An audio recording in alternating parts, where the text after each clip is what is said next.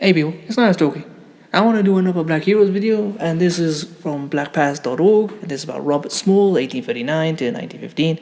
Robert Smalls was born in Beaufort, South Carolina. On April 5th, 1839, he worked as a house slave until the age of 12. At that point, his owner, John K. McKee, sent him to Charleston to work as a waiter, shiprigger, and sailor, with all earnings going to McKee. This arrangement continued until Smalls was 18 when he renegotiated to keep all but $15 of his monthly pay, a deal which allowed Smalls to begin saving money. The savings that he accumulated were later used to purchase his wife and daughter from their owner for a sum of $800.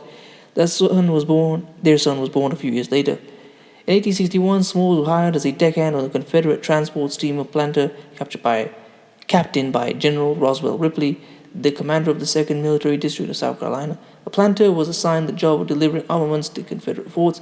On May 13, 1862, the crew of the Planter went ashore for the evening, leaving Smalls to guard the ship and its contents. Smalls loaded the ship with his wife, children, and 12 other slaves from the city and sailed into the area of the harbor where Union ships had formed their blockade.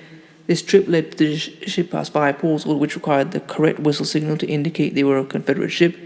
Smalls eventually presented the Planter before onward a Union blockade ship and raised the white flag of surrender. He later turned over all charts, a Confederate naval code book, and armaments, as well as the Planter itself, over to the Union Navy. Small's feat is partly credited with persuading a reluctant President Abraham Lincoln to now consider allow African Americans into Union Army. Smalls went on a speaking tour across the North to describe the episode and to recruit black soldiers for the war effort. By late 1863, he returned to the war zone to pilot the Planter, now a Union war vessel. In December 1863, he was promoted to captain of the vessel, becoming the first African American to hold that rank in the history of the United States Navy. After the Civil War, Smalls entered politics as a Republican. He was elected to the South Carolina House of Representatives and later to the South Carolina Senate.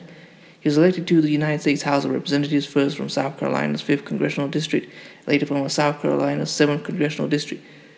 Smalls served in Congress between 1868 and 1889. When his last term ended, Smalls moved back to Beaufort, South Carolina, to become the United States Collector of Customs. He also purchased and resided in the house in which he had once been a slave.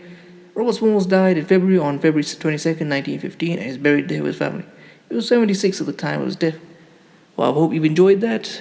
Please comment, rate, share, and subscribe. I'll leave this source in the description and maybe a few others. If you'd like to support this channel, leave my GoFundMe there as well, and I'll leave my Instagram there as well. Peace.